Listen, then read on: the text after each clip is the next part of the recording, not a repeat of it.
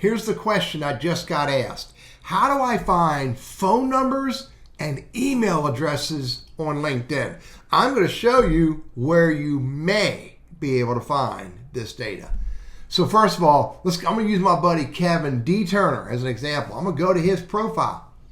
I'm looking at his LinkedIn profile. Does he have his phone number on here? He sure does. Do you see it? It's right there in the banner image. Or let's look further. Let's go down to his About section. Let's see more. Does he have his phone number here? He sure does. Kevin D. Turner makes himself 100% accessible through the content on his LinkedIn profile. But wait a minute, where else could you possibly find someone's phone number or email address? Let's go take a look at the contact information right here. Contact information. I'm going to click on that. There it is. There's his phone number. I'm hiding it from you because I don't have permission to share that with you. There's his email address. I'm also hiding that from you because I don't have permission to share that. It's not public. But for those who wish to, they may make their phone number and their email address accessible through their contact information. More often than not, only for first level connections, but some people may change the settings on their contact information and make it 100% public. However, many LinkedIn members will hide that from everybody. Kevin D. Turner is a little different. He wants to be totally accessible. Let me look at another one. Let's go look at my buddy Randy Wooden.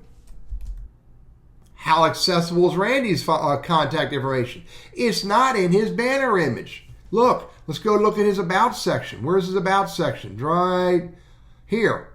There it is. There's his business phone number and his business email address. Randy Wooden also makes himself highly accessible through the public profile, which anyone can see. And thus, I have no problem sharing it with you because it is public. But most people do not do that. Let's go look at one more person. Look at my business partner. She doesn't have that information here. She have an About section. She doesn't have an About section. Is it in her business section? No, it's not. Let's look at her contact information. She hides her phone number and she hides her business email address. And by the way, a lot of people will show a personal email address and many LinkedIn members will use what's referred to as a throwaway email address that they won't pay attention to at all.